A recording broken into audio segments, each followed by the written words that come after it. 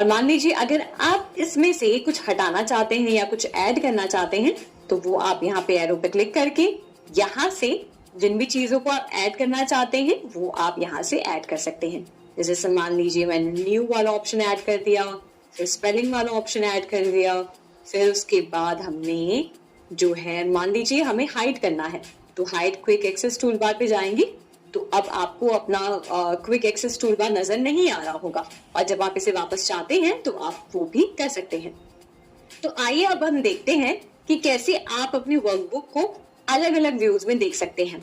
जैसे अगर आप व्यू वाले टैब में आते हैं तो यहाँ पे आप अपने वर्कबुक को और नॉर्मल मोड में देख रहे हैं। यहाँ पे आप अगर पेज ब्रेक प्रीव्यू में सिलेक्ट करेंगे तो देखिए ये पेजेस यहाँ पे ब्रेक हो गई हैं, इस तरीके से आपको नजर आएंगी। पेज लेआउट पे सिलेक्ट करते हैं तो इस तरीके से आप अपने वर्कबुक को जो है देख सकते हैं। तो इस तरीके से आप जब चाहे तब अपने वर्कबुक को अलग अलग व्यूज में अपने हिसाब से, अपने पसंद के हिसाब से, अपने जरूरत के हिसाब से आप चेंज कर सकते हैं। इसी के साथ आइए देखते हैं कि आप विंडोज के व्यू को कैसे चेंज कर सकते हैं। तो इसके लिए हम आएंगे व्यू वाले टैब पर, यहाँ पे आप सिलेक्ट करें और उसके बाद आप विंडो वाले उसमें जो है ग्रुप पे जाएं। विंडो ग्रुप पे आप यहाँ पे आएंगे तो देखिए यहाँ पे new window, arrange all, freeze, brand, ये सब ऑप्शंस हैं। आप न्यू विंडो पे सब जब सिलेक्ट करेंगे तो यहाँ पे देखिए आप न्यू विंडो ओपन कर लेंगे। उसी के साथ अगर आप अरेंज ऑल पे सिलेक्ट करते हैं तो आप इस पे जो आपका जो शीट है उसको आप वर्टिकली, हॉरिजॉन्टली जैसे चाहे वैसे अरेंज कर सकते हैं। जैसे फॉर एग्जांपल ये देखिए अलग अलग विंडोज यहाँ पे हमारी शीट की ओपन हो गई हैं। इस तरीके से आप जो है वर्टिकली भी इन वर्कबुक्स को ओपन कर सकते हैं। अब इसी के साथ यहाँ पे अगर आप क्लिक करेंगे स्प्लिट पे तो आप अलग अलग सेक्शंस में अपने वर्कबुक को स्प्लिट कर सकते हैं। इसी के साथ यहाँ पे नीचे देखिए हाइड विंडो पे अगर आप जाएंगे तो विंडो जो है आप उसे हाइड कर सकते हैं और यहाँ पे अगर आप क्लिक करेंगे अनहाइड विंडो तो यहाँ पे आप अनहाइड भी कर सकते हैं। तो ये हमने देखा कि कैसे आप व्यू वाले ऑप्शन में जाकर विंडो वाले हमारे ग्रुप में जाकर आप विंडोज के व्यू को चेंज कर सकते हैं। अब हम देखेंगे कि कैसे आप वर्कबुक में जो प्रॉपर्टीज हैं उसे मॉडिफाई कर सकते हैं। तो इसके लिए आपको जाना होगा फाइल ऑप्शन वाले टैब में और फाइल वाले टैब में आप जाकर आएंगे इन्फो की तरफ। इन्फो पे आप क्लिक करें और यहाँ पे देखिए प्रॉपर्टीज वाला जो सेक्शन है, यहाँ पे अगर आप प्रॉपर्टीज में जाएंगे तो यहाँ से आप जो है इसकी टाइटल चेंज कर सकते हैं। आप जो चाहे वो टाइटल दे सकते हैं। इसी के साथ आप यहाँ पे टैग्स ऐड कर सकते हैं। यहाँ पे आप चाहें तो जो भी टैग ऐड करना चाहें उस हिसाब से आप टैग ऐड करें। यहाँ पे आप कैटेगरी डालेंगे तो इस हिसाब से आप अपने वर्कबुक की प्रॉपर्टीज चेंज कर सकते हैं। यहाँ पे अगर आप क्लिक करेंगे और एडवांस प्रॉपर्टीज पे जाएंगे तो आप जो title, subject, author, manager, company, category, keywords, comments, hyperlink base सब कुछ जो है मॉडिफाई कर सकते हैं। और इसी के साथ अगर आप शो और प्रॉपर्टीज पे आते हैं तो यहाँ पे देखिए यहाँ पे भी आपको ऑप्शन मिलता है अपनी प्रॉपर्टीज को, अपने वर्कबुक की प्रॉपर्टीज को मॉडिफाई करने के लिए। तो आइए अब जानते हैं कि कैसे आप एक्सेल शीट में फॉर्मूलाज को डिस्प्ले कर सकते हैं। यानी कि समझिए अगर आपको कोई मैथमेटिकल इक्वेशन परफॉर्म करना है, एडिशन करना है या फिर मल्टीप्लिकेशन करना है, उसके लिए एक्सेल शीट में फॉर्मूला क्या है। तो इसके लिए हम यहाँ पे जो भी हमारे पास टैब्स हैं इसमें हमें फॉर्मूलाज पे आना है और फॉर्मूलाज पे आप जैसे ही क्लिक करेंगे देखिए ये ऑटो सम का यहाँ पे जो है टूल है, यहाँ पे आप क्लिक करें और यहाँ पे जब आप सम पे क्लिक करते हैं तो यहाँ पे देखिए सम का आपको फॉर्मूला यहाँ पे नजर आ रहा है। तो जिसमें आपको जो है नंबर 1 और नंबर 2 ऐड करना है और फिर एंटर प्रेस करना है। फॉर एग्जाम्पल अगर हम 2 और 2 ऐड करते हैं और एंटर दबाते हैं तो ये देखिए ये बता दे रहा है कि 2 + 2 = 4 होता है।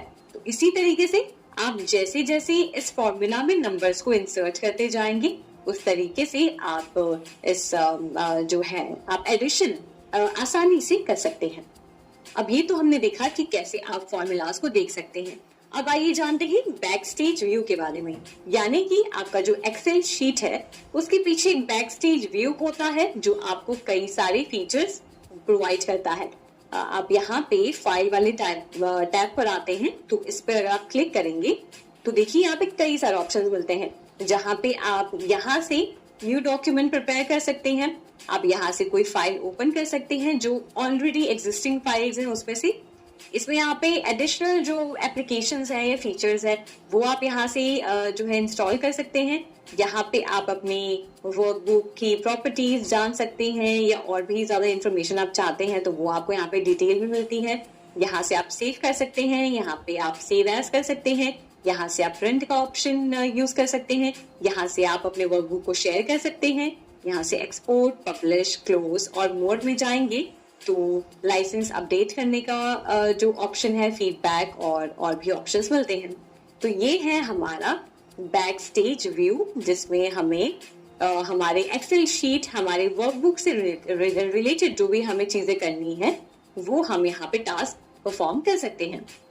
आइए फॉर्मूलाज और फंक्शंस के बीच के डिफरेंसेस को कुछ पॉइंट्स के जरिए समझते हैं। सबसे पहले डेफिनेशन। फॉर्मूलाज वो इक्वेशन होते हैं जो आप खुद से लिखते हैं और जो सेल्स की वैल्यूज के साथ कैलकुलेशंस करते हैं।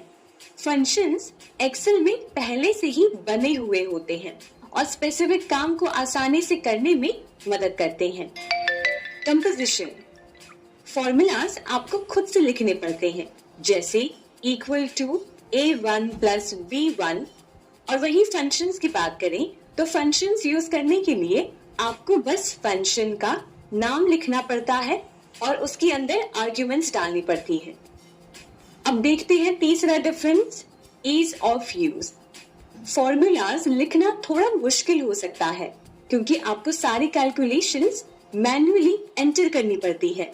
वही फंक्शंस आसान होते हैं क्योंकि ये पहले से ही बने हुए होते हैं और सिर्फ आपको इन्हें यूज करना होता है। चौथा डिफरेंस, कस्टमाइजेशन। फॉर्मूलाज को आप अपनी जरूरत के हिसाब से चेंज कर सकते हैं और जैसे चाहे वैसे बना सकते हैं। वही फंक्शंस की बात करें तो फंक्शंस को आप चेंज नहीं कर सकते हैं, लेकिन आप इन्हें फॉर्मूलाज के साथ मिलाकर यूज कर सकते हैं। अब चलिए हम फंक्शंस और फॉर्मूलाज के डिफरेंस को एक एग्जाम्पल से समझते हैं।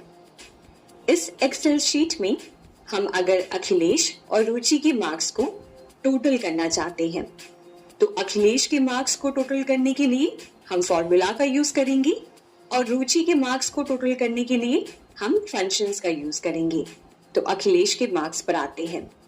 हमने इस सेल को क्लिक किया, उसके बाद हम इक्वल टू के साइन लिखेंगे और अब हम सारे उन सेल्स को सिलेक्ट करेंगे जिन्हें हम टोटल करना चाहते हैं।